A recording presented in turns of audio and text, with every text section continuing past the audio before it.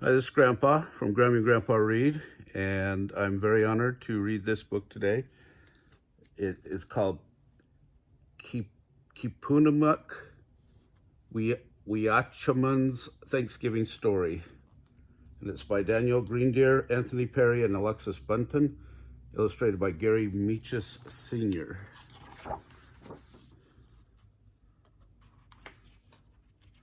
It says, before you begin, this is a tale of the harvest feast shared by the newcomers and the Wampanoag people in 1621. The newcomers arrived in what is now Plymouth, Massachusetts, and colonized the ancestral homeland of the Wampanoag tribes. At the time of this first Thanksgiving, many tribes lived in the same area. They are often known as Indians or Native Americans. In this story, we call them First Peoples because they were the first to live in this land. The Wampanoag people have taken care of their land and tended their gardens for at least 12,000 years.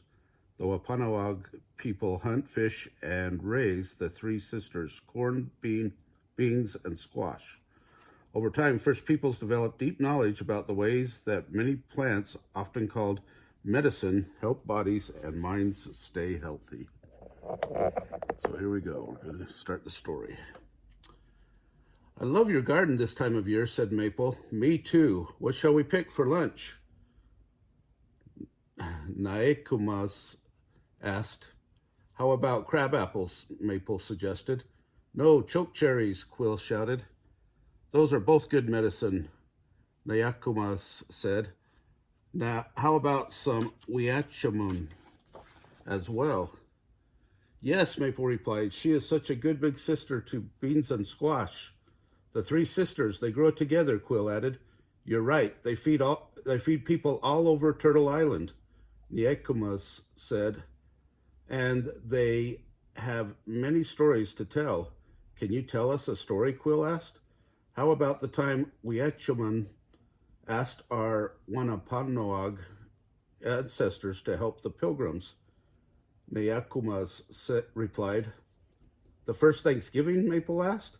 Some people call it that, Newcomers said. We call it Keepunumuk, the time of harvest.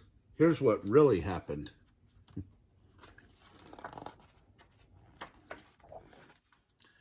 One frosty fall morning, a long time ago, a large boat with white sails approached the shore. Seagulls circled above the boat, squawking. New people are coming, new people are coming. Hearing the news, Weeachumun stretched her weary ears toward the sky. Who are these new people? She asked.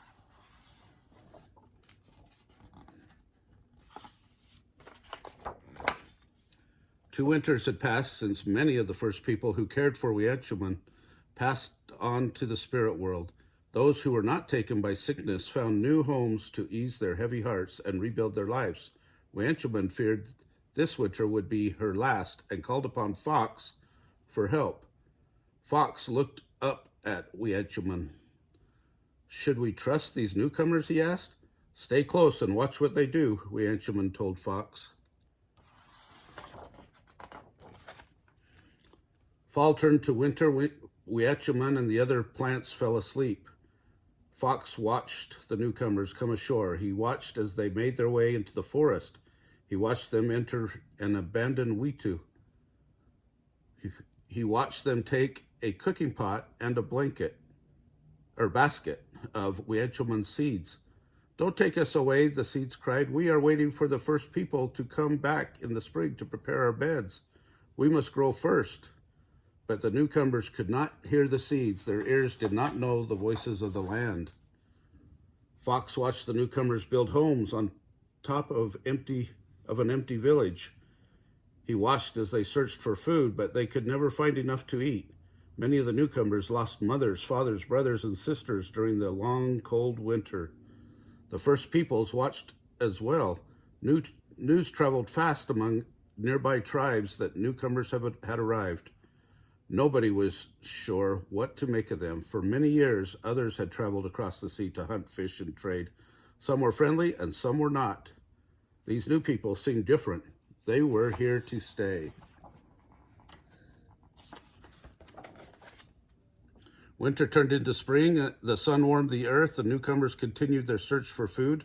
Weeachumun woke from her long slumber and thanked the Creator for another season. She and her sisters, Beans and Squash, pushed through the ground and reached toward the sky. Fox returned to share what he had seen. The newcomers are hungry, Fox told the three sisters. They took Weeachumun's seeds, but they don't know how to help them grow. Other animals came to hear what Fox had to say. We should help, Weeachumun said. I agree, Beans said. Our home is their home now. I think we should too, said Squash. People help us grow. We must help, Deer said. We agreed to feed the people. In return, they care for the home we share. I wouldn't, said Fox. The newcomers don't know our world. Sometimes new people can seem scary, Rabbit said. The Creator tells us to help all living things. This is how the world works. Yes, Duck and Turkey agreed. It's settled, said Weeachumun. We will send the first peoples to help the newcomers. Over the next few nights, Weeachumun sent dreams to the first people with a message. Bring me and my sisters to the newcomers. They are hungry and need help. The first peoples listened. Their leader, Osamequin, visited the newcomers. He could see that they wanted peace. Osamequin introduced the newcomers to Sequantum. Spring turned into summer. Sequantum showed the newcomers how to raise Weeachumun and her sisters, Beans and Squash. He taught the newcomers how to feed fish and seaweed to Weeachumun to help her grow. Soon Weeachumun's seeds pushed through the earth and climbed toward the sky. Beans wrapped around Weeachumun's strong stalks. Squash stretched her vines across the ground, keeping Weeachumun's bed cool and moist. Summer turned to fall. Weeachumun brimmed with food, so did Beans and Squash. Weeachumun smiled as the newcomers thanked Tisquantum and the first peoples for their help. Keepunumuk, the time of harvest, had come. The newcomers prepared a feast to celebrate the first year in their new home. They fired muskets in celebration. Boom, boom, boom. Osamequin warriors and the first peoples arrived. They feasted for 3 days. That meal changed both our lives and theirs forever. Many Americans call it a day of Thanksgiving. Many of our people call it a day of mourning. That's different from what we learned in school, said Maple. It was Weeachumun and the other beings of the land, sea, and sky who made the newcomers' first harvest possible. That's right, newcomers said. This is why we pray before we eat. Well, what did the newcomers and our ancestors eat, newcomers? Quill asked.